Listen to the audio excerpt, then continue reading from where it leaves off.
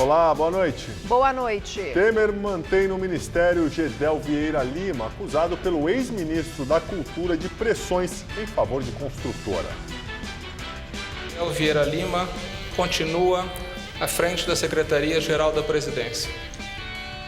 Justiça nega liberdade para ex-governador do Rio, Sérgio Cabral. Ele é suspeito por corrupção de 220 milhões de reais e continuará preso em Bangu. Banco do Brasil anuncia plano para reduzir pessoal e fechar agências. Serão mais de 200 só no estado de São Paulo.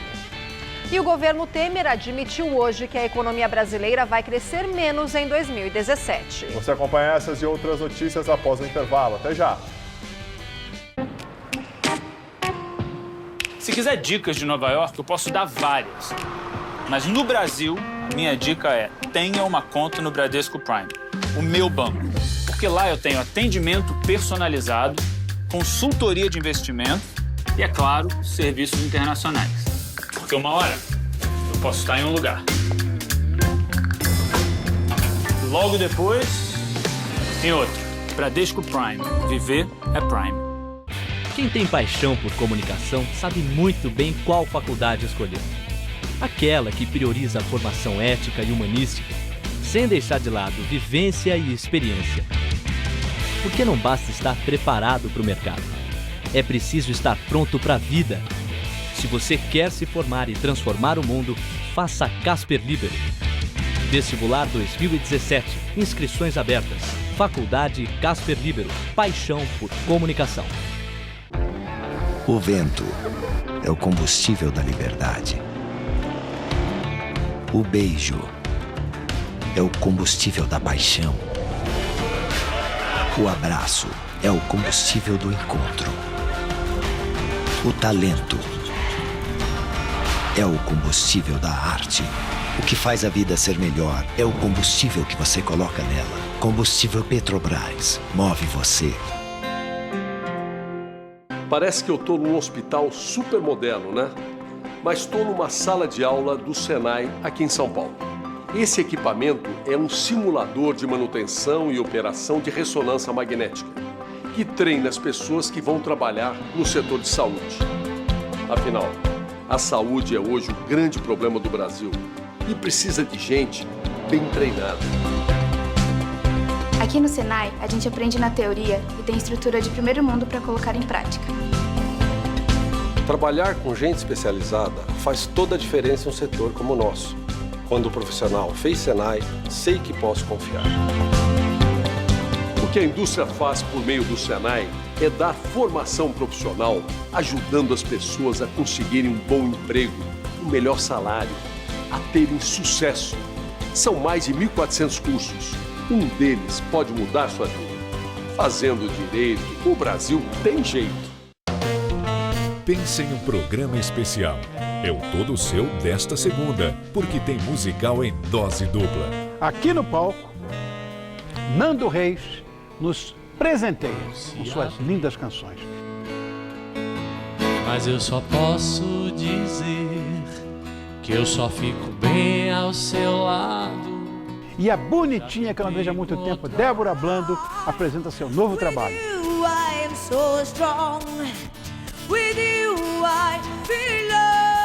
Dá uma sugestão, fica comigo aqui no Todo Seu, nessa segunda, 10h30 da noite. Vem, tô aqui te esperando.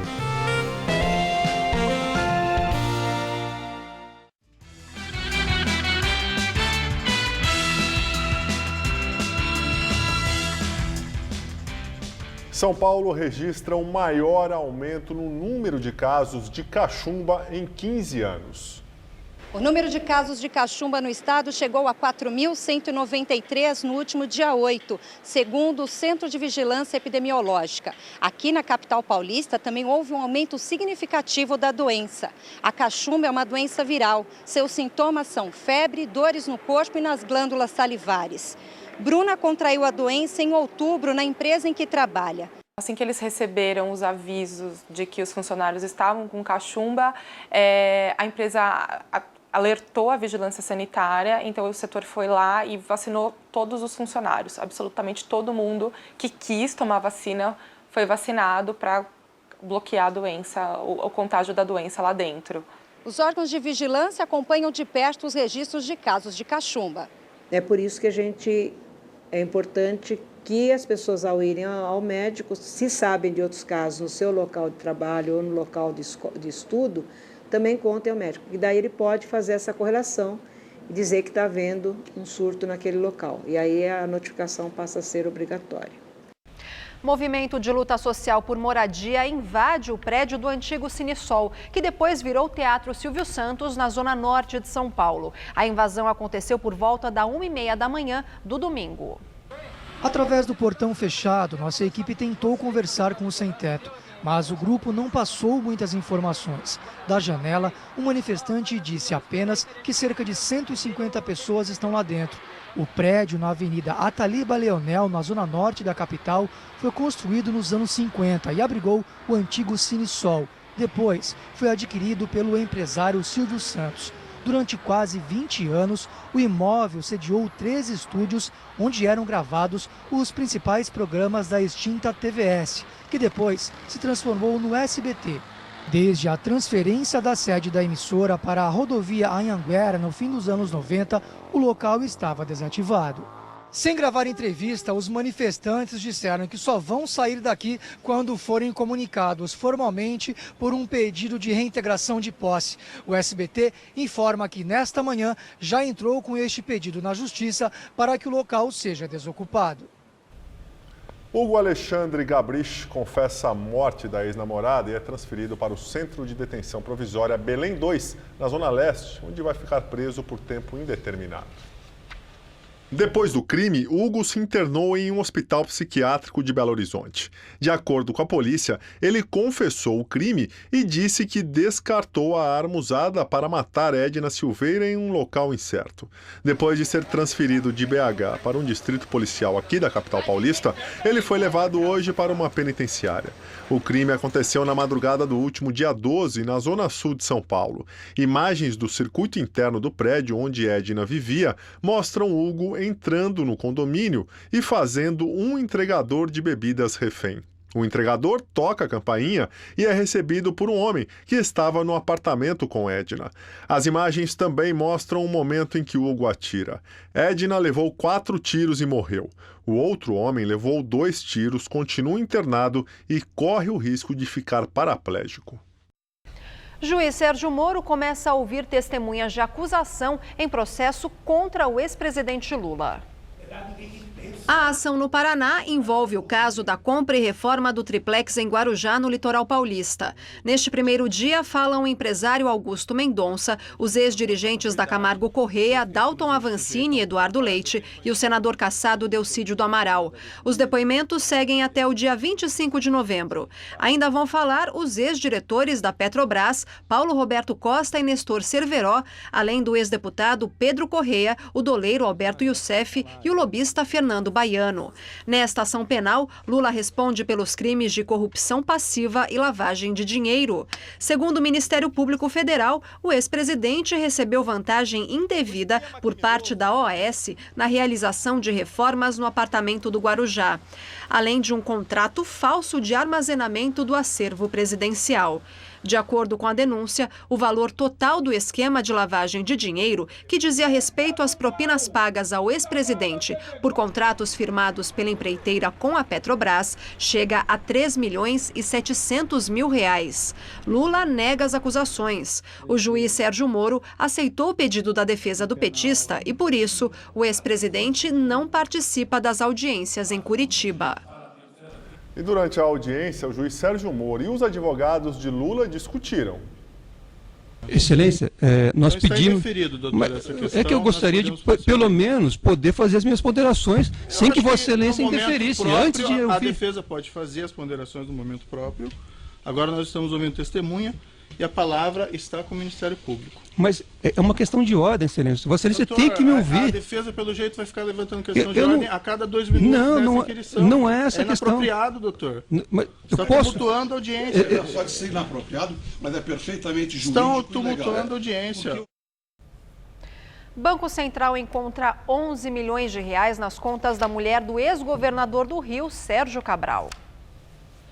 De acordo com o jornal O Globo, o valor estaria nas contas da mulher de Cabral, Adriana Anselmo, e de sua empresa de advocacia. A pedido do juiz federal Sérgio Moro, foram bloqueados 10 milhões da conta pessoal de Adriana e havia mais R$1 milhão na conta da empresa.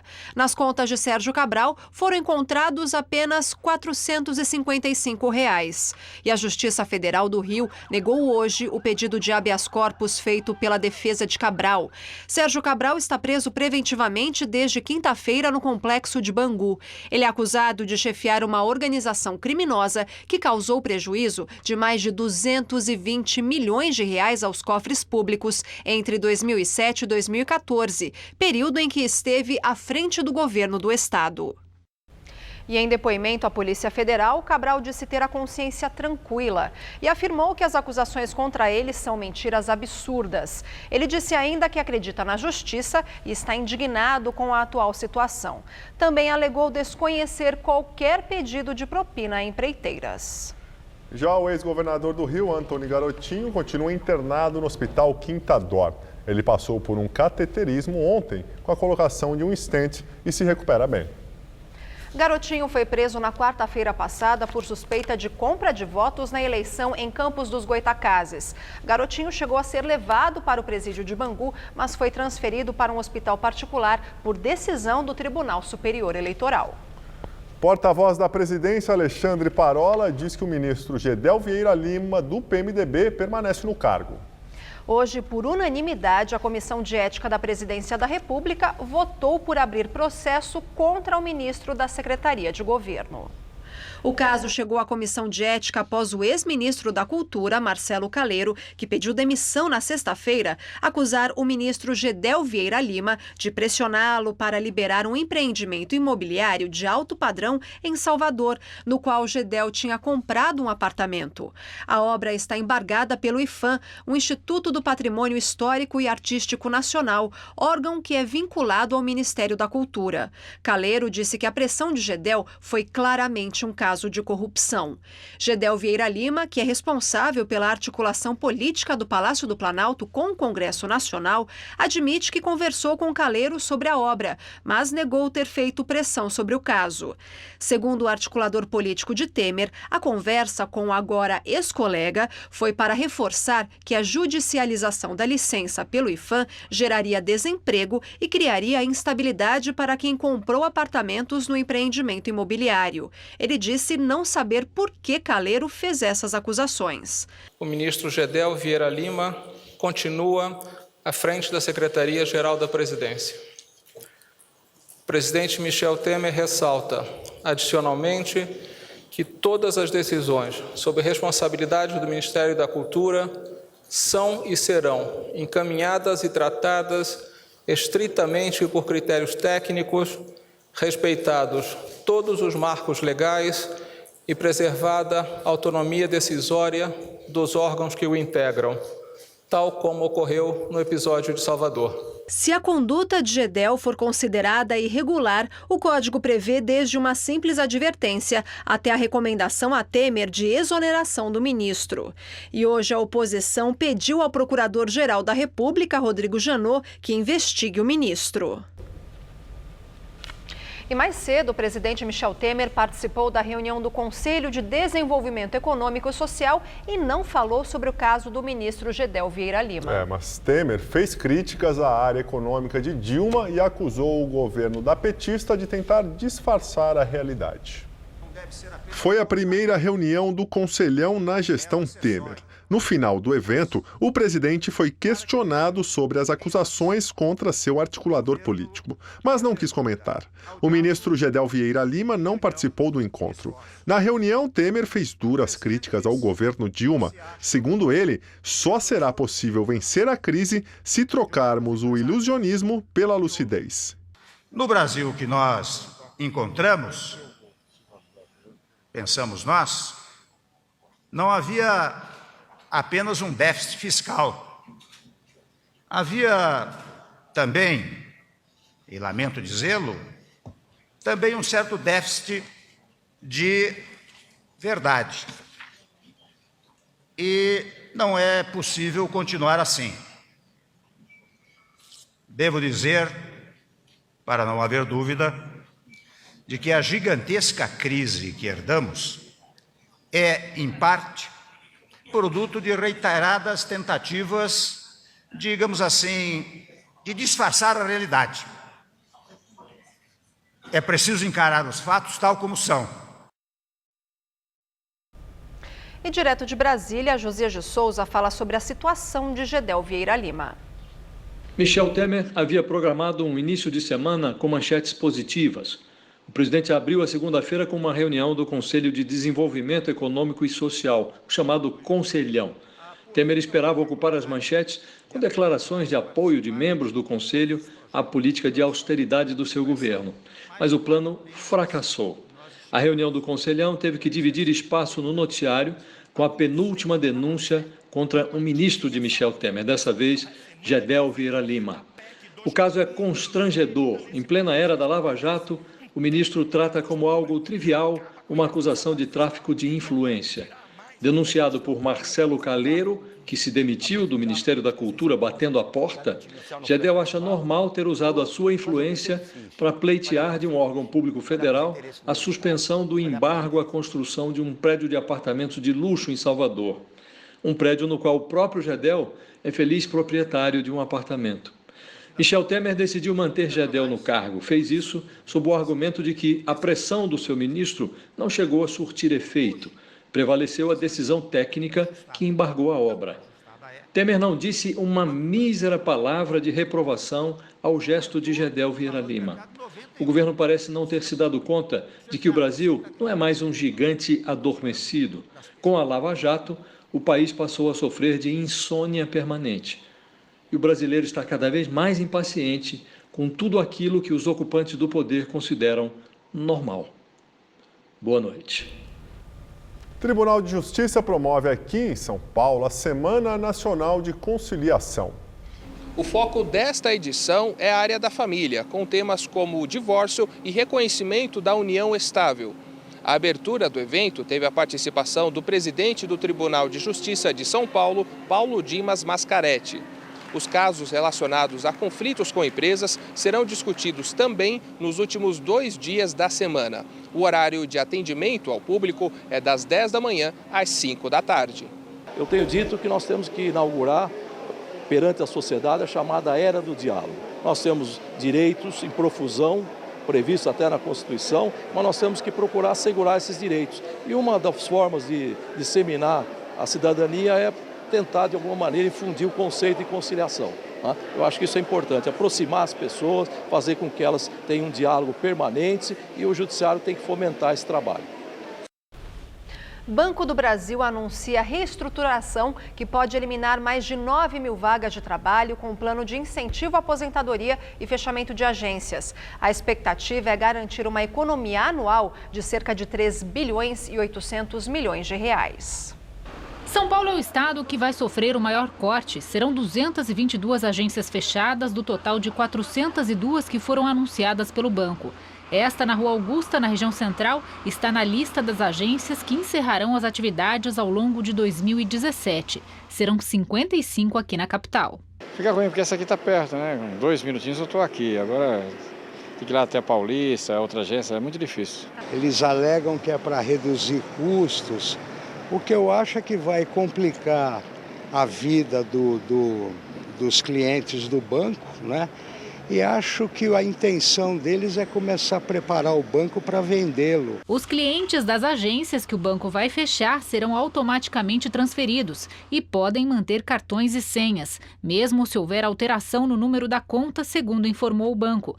A transferência será feita para a agência mais próxima. O fechamento das agências e a transformação de outras 379 em pontos de atendimento fazem parte de um pacote de medidas que foi anunciado pelo Banco do Brasil neste domingo. Oficialmente, a instituição informa que vai ampliar o atendimento digital e aumentar a eficiência operacional, mas também deve economizar 750 milhões de reais ao ano em despesas. número que pode aumentar significativamente com a adesão ao plano de incentivo à aposentadoria que também foi lançado no pacote. São 18 mil funcionários com condições para sair do banco, mas a adesão é voluntária. Ao todo, a reestruturação deve fechar 9.300 vagas. Hoje, o Banco do Brasil tem 109 mil funcionários em 5.430 agências e em 1.791 postos de atendimento. O presidente do banco diz que não vai reduzir o número de cidades atendidas pela rede. O que nós estamos fazendo aqui hoje é trabalhando muito forte numa desativação de agências onde você tem um sombreamento muito grande, notadamente a questão do sombreamento em municípios de grandes cidades. Isso aconteceu muito em São Paulo, no estado de São Paulo e no estado de Santa Catarina por conta das aquisições de Nossa Caixa e do BESC. E hoje nós estamos, na verdade, remodelando isso numa busca de uma eficiência operacional. O governo Temer admitiu hoje que a economia brasileira vai crescer menos em 2017. Agora há pouco, o Ministério da Fazenda anunciou a revisão de sua estimativa de alta do PIB de 1,6% para 1%. Com isso, o governo terá que rever também a proposta de orçamento do ano que vem. E agora vamos ao comentário de economia com Denise Campos de Toledo. O mercado tem quase a mesma expectativa do governo. Segundo o relatório Focus, divulgado nesta segunda pelo Banco Central, a previsão é de uma retração de 3,4% da economia este ano, com expansão de 1% no ano que vem. Não há nada indicando uma reação mais firme. O ajuste fiscal, foco central da atuação do governo, vai ajudar a melhorar a confiança na economia.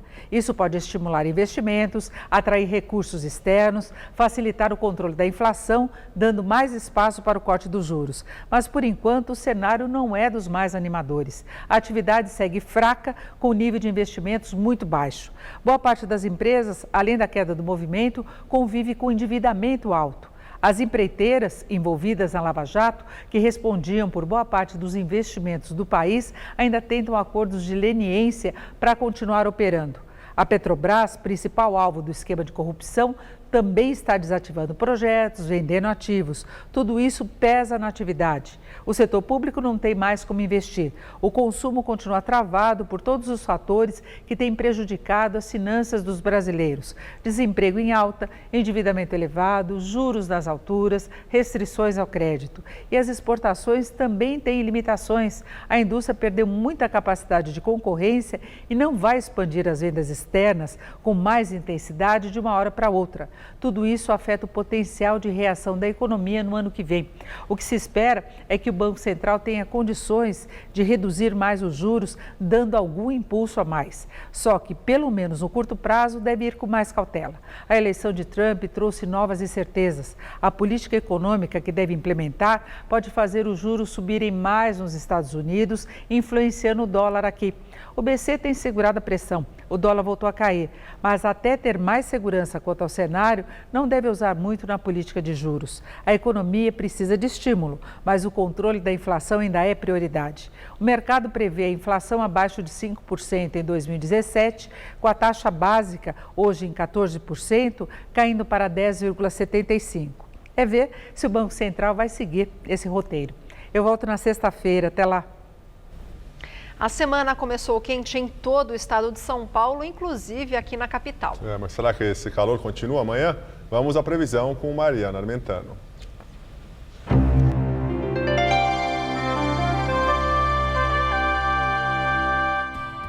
Um sistema de baixa pressão vai espalhar muitas instabilidades pela região norte paulista.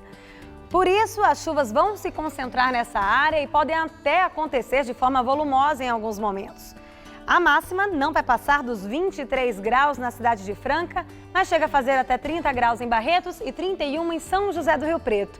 No litoral, pode chover em pontos isolados entre a tarde e a noite, por causa da passagem de uma frente fria em alto mar, e vai fazer até 24 graus em Caraguatatuba e 25 graus em Santos.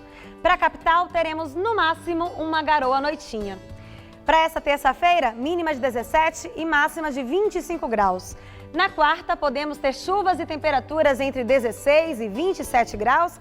E na quinta, o tempo fica firme novamente e a máxima em torno dos 26 graus.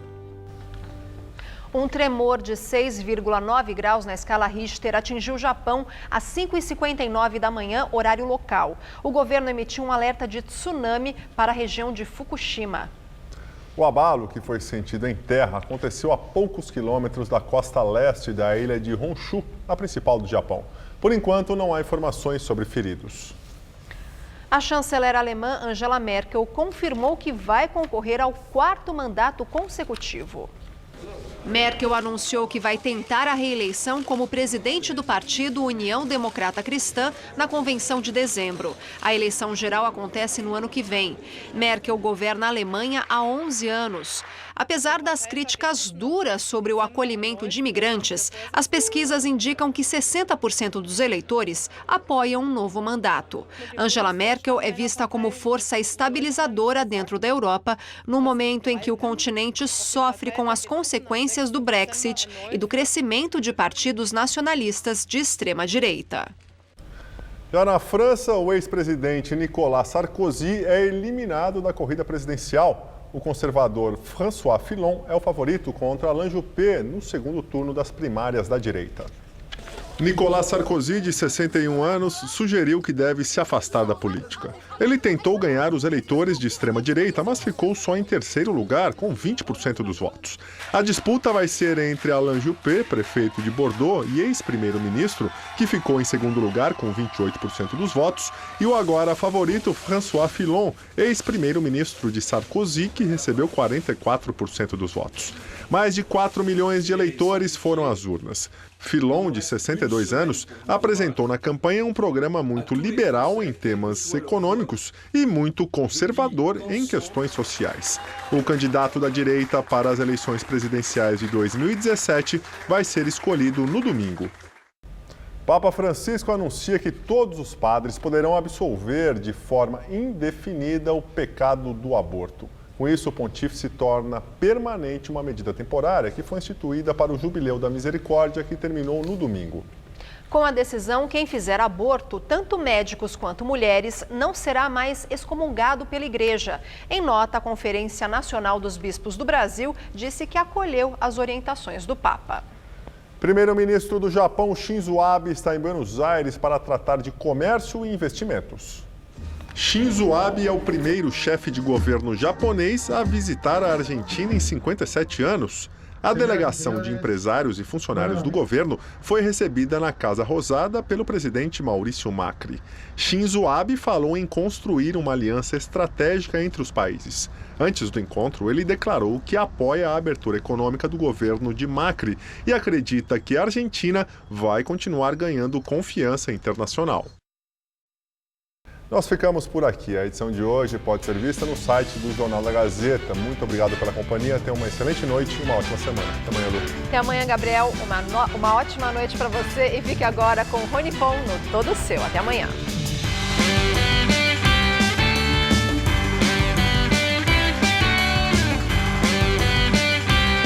Matérias especiais e comentários do universo esportivo você confere no Gazeta Esportiva. Nesta terça, 6 da tarde. Assista agora, Todo Seu.